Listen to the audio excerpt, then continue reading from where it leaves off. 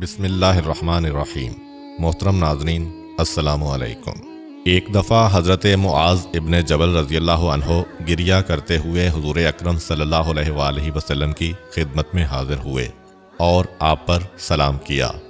حضرت صلی اللہ علیہ وآلہ وسلم نے سلام کا جواب دیا اور پوچھا، کیوں گریہ کر رہے ہو؟ جناب معاذ نے عرض کی، آقا، مسجد کے دروازے پر ایک خوبصورت نوجوان آیا ہوا ہے اور زاروں کتار گریہ کر رہا ہے۔ وہ ایسے رو رہا ہے جیسے ایک ماں اپنے جوان بیٹے پر روتی ہے، اور آپ صلی اللہ علیہ وآلہ وسلم سے ملاقات کا خواہش مند ہے۔ آپ نے فرمایا، کوئی بات نہیں، اسے اجازت ہے۔ پس وہ جوان حضرت صلی اللہ علیہ وآلہ وسلم کی خدمت میں حاضر ہوا اور آپ پر سلام کیا، اور آپ نے سلام کے جواب کے بعد اس سے پوچھا کہ کیوں رو رہے ہو؟ اس نے عرض کیا، میں نے ایسا گناہ کیا ہے کہ اللہ تعالیٰ مجھے معاف نہیں کرے گا اور مجھے دوزخ میں ڈال دے گا۔ پیغمبر اکرم نے فرمایا، کیا تو اللہ کے ساتھ کسی کو شریک ٹھہراتا ہے؟ اس نے عرض کی، نہیں۔ تو آپ نے فرمایا، کیا تو نے کسی محترم ہستی کا قتل کیا ہے؟ اس نے جواب دیا، نہیں۔ تو پھر آپ نے فرمایا، کیا تیرا گناہ پہاڑوں سے بھی بڑا ہے؟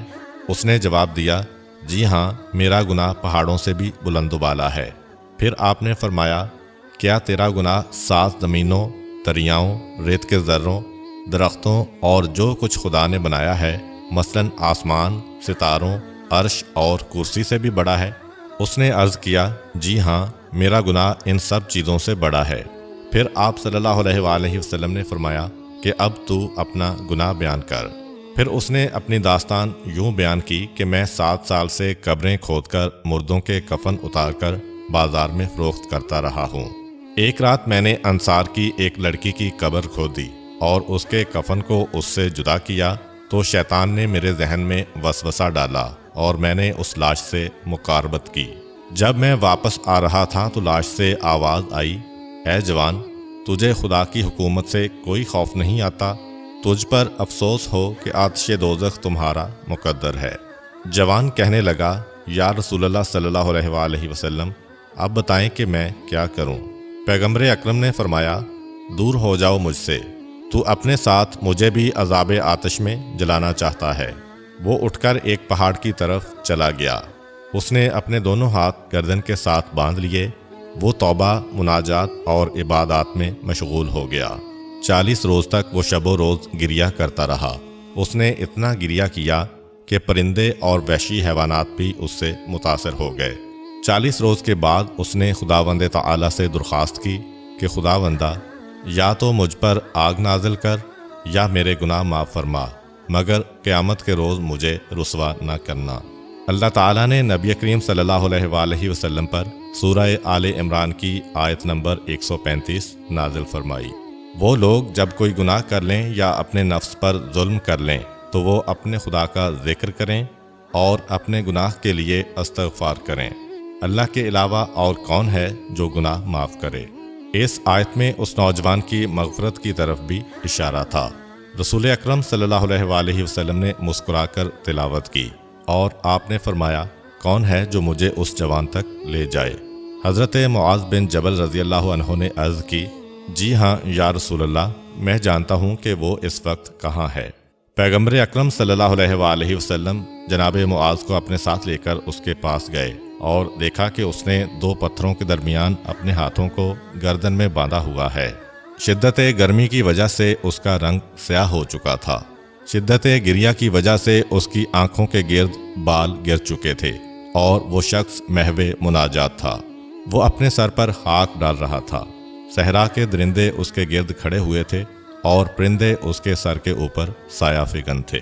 پیغمبر اکرم صلی اللہ علیہ وآلہ وسلم اس کے پاس گئے اور اپنے دست مبارک سے اس کے ہاتھ آزاد کیے، اس کے چہرے سے خاک کو صاف کیا اور کہا، اے جوان، تجھے بشارت ہو کہ اللہ تعالیٰ نے تجھے آتش دوزخ سے نجات دی۔ آپ نے اصحاب سے کہا کہ دیکھو، اپنے گناہوں کی تلافی اس طرح کیا کرو۔ پچھلے زمانے میں ایک شخص رہتا تھا۔ اس نے حلال طریقے سے دنیا تلاش کی مگر ناکام رہا۔ اس کے ہاتھ دنیا نہ آئی۔ اس نے حرام طریقوں سے دنیا طلب کی، پھر بھی ناکام رہا۔ اس کے ہاتھ دنیا نہ لگی۔ ایک مرتبہ ابلیس انسانی شکل میں اس کے سامنے آ گیا اور کہا، تم نے حلال و حرام طریقوں سے دنیا حاصل کرنے کی کوشش کی مگر ناکام رہے۔ اگر تم میرے کہنے پر عمل کرو تو تمہارے پاس دنیا کی کوئی کمی نہیں رہے گی، اور بہت سے افراد تمہاری پیروی کرنا اپنے لیے باعث سعادت سمجھیں گے۔ اس شخص نے کہا، میں تیری بات پر ضرور عمل کروں گا۔ ابلیس نے اسے مشورہ دیا، تو ایک نیا دین و مذہب ایجاد کر لے اور لوگوں کو اس کی دعوت دے۔ اس نے ابلیس کے کہنے پر عمل کیا۔ آہستہ آہستہ لوگ اس کے پیروکار بنتے گئے اور اس کے پاس دولت کے ڈھیر جمع ہو گئے۔ پھر اس نے کچھ عرصے کے بعد سوچا کہ میں نے بہت غلط کام کیا ہے، میں نے لوگوں کو گمراہ کیا۔ اب میرے لیے توبہ صرف اسی صورت میں ممکن ہے، اپنے پیروکاروں کے سامنے جھوٹ کا اقرار کر لوں تاکہ وہ غلط نظریات سے بچ سکیں اور اللہ مجھے معاف فرما دے۔ چنانچہ اس نے اپنے پیروکاروں کا اجتماع بلا کر اعلان کیا کہ میں نے اب تک تمہیں گمراہ کیا تھا اور جو کچھ بیان کرتا تھا وہ سب باطل اور جھوٹ پر مبنی تھا۔ انہوں نے کہا، تو اب جھوٹ بول رہا ہے اور تو اپنے دین میں شک کر کے گمراہ ہو گیا ہے۔ یہ کہہ کر اس کے پیروکار وہاں سے چلے گئے۔ اس شخص نے اپنے آپ کو توق و زنجیر میں قید کر لیا اور ارادہ کیا کہ جب تک اللہ تعالیٰ میری توبہ قبول نہ کرے گا میں یہ توق و زنجیر جدا نہیں کروں گا۔ اللہ تعالیٰ نے اس وقت کے نبی کو وحی فرمائی کہ تم اس شخص سے کہہ دو کہ اللہ فرماتا ہے، مجھے اپنی عزت کی قسم، اگر تو اتنی گریہ و زاری کرے کہ تیرے وجود کا بند جدا ہو جائے تو بھی میں تیری توبہ قبول نہیں کروں گا اور نہ ہی تیری کوئی دعا قبول کروں گا جب تک تو ان لوگوں کو زندہ نہ کرے جنہیں تو نے گمراہ کیا تھا اور وہ اسی گمراہی میں مر گئے۔ علی ابن ابی حمزہ روایت کرتے ہیں کہ سلاطین بنی امیہ کا ایک کاتب میرا دوست تھا اور اس نے مجھ سے اصرار کیا کہ میں اس کے لیے امام جعفر صادق علیہ السلام سے ملاقات کی اجازت طلب کروں۔ میں نے امام جعفر صادق علیہ السلام سے عرض کیا کہ سلاطین بنی امیہ کا ایک کاتب آپ سے ملنے کا خواہش مند ہے، اگر آپ اجازت دیں تو میں اسے آپ کی خدمت میں پیش کروں۔ آپ نے اجازت دی تو میں اسے امام عالی مقام کی خدمت میں لے گیا۔ اس نے امام عالی مقام کو سلام کیا اور بیٹھ گیا۔ پھر اس نے عرض کی، فرزند رسول صلی اللہ علیہ وآلہ وسلم، میں ایک عرصہ تک سلاطین بنی امیہ کا کاتب رہا اور ان کے دفتروں میں کام کرتا رہا، اور دوران ملازمت میں نے بہت سی دولت جمع کر لی، اور دولت کی جمع آوری کے لیے میں نے کبھی حلال و حرام کی تمیز نہ کی تھی۔ امام جعفر صادق علیہ السلام نے فرمایا، اگر بنی امیہ کو ایسے افراد نہ ملتے جو ان کے کاتب بنتے اور جو ان کے لیے خراج کی رقم وصول کرتے اور ان کی طاغوتی حکومت کے لیے جنگ کرتے اور ان کے درباروں کی زینت بنتے، تو وہ کبھی بھی ہمارا حق چھین نہیں سکتے تھے۔ اگر لوگ ان سے عدم تعاون کا مظاہرہ کرتے تو انہیں یہ جرت نہ ہوتی کہ لوگوں کے حقوق غصب کرتے اور ان کے ہاتھ میں کچھ بھی نہ رہتا۔ اس شخص نے عرض کی کہ میرے لیے اب نجات کی کیا صورت ہے؟ آپ نے فرمایا، میں تیری رہنمائی کرتا ہوں، اور کیا تو میرے فرمان پر عمل کرے گا؟ اس نے کہا، جی ہاں۔ آپ نے فرمایا، تو پھر تم نے ان کی نوکری سے جو کچھ بھی حاصل کیا ہے اس سے ہاتھ اٹھا لو۔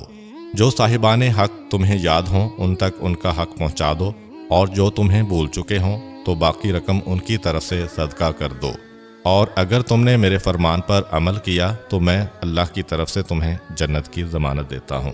آپ کا فرمان سن کر اس شخص نے کچھ دیر تک سر جھکائے رکھا، پھر ایک نئے عزم و ولولہ سے کہا، میں وعدہ کرتا ہوں کہ آپ کے حکم کی تعمیل کروں گا۔ راوی کہتا ہے کہ ہم دونوں واپس اپنے گھر کوفہ آئے۔ اس شخص کے گھر میں جو کچھ تھا اس نے سب کا سب صاحبان حقوق کو واپس کر دیا، اور جس کے مالک کا علم نہ تھا ان کی طرف سے صدقہ کر دیا۔ اس شخص نے اپنے جسم کے کپڑے بھی اتار دیے۔ میں نے اس کے لیے اپنے ایمانی بھائیوں سے تعاون کی درخواست کی، اور ہم نے اسے کپڑے لا کر دیے، اور اس کے اخراجات کے لیے ہم نے کچھ رقم بھی اس کے حوالے کی۔ اس کے بعد وہ شخص محنت مزدوری کرنے لگا اور اس سے اپنی ضروریات زندگی فراہم کرنے لگا۔ چند ماہ بعد وہ بیمار ہوا۔ میں اس کی عیادت کے لیے اس کے گھر گیا تو دیکھا کہ اس پر نزاع کا عالم طاری تھا، اور جیسے ہی اس نے آنکھ کھولی اور مجھے دیکھا تو کہا، آپ کے مولا و آقا نے اپنا وعدہ پورا کر دیا۔ یہ الفاظ کہہ کر وہ دنیا سے رخصت ہو گیا، اور ہم نے اس کی تجہیز و تکفین کے فرائض سر انجام دیے۔ کچھ عرصے بعد امام جعفر صادق علیہ السلام کی خدمت میں حاضر ہوا تو آپ نے مجھے دیکھ کر فرمایا، ہم نے تمہارے دوست سے کیا ہوا وعدہ پورا کر دیا۔ میں نے عرض کی، بے شک آپ صحیح کہتے ہیں، میرے دوست نے بھی عالم نزا میں مجھے یہی کہا تھا۔ امید کرتا ہوں کہ آپ کو آج کی ویڈیو اچھی لگی ہوگی۔ اگر آپ کو ہماری ویڈیو اچھی لگی ہے تو ویڈیو کو لائک کریں اور مزید اس طرح کی ویڈیوز دیکھنے کے لیے ہمارا چینل سبسکرائب کر لیں۔ ملتے ہیں نیکسٹ ویڈیو میں، اجازت دیجیے، اللہ حافظ۔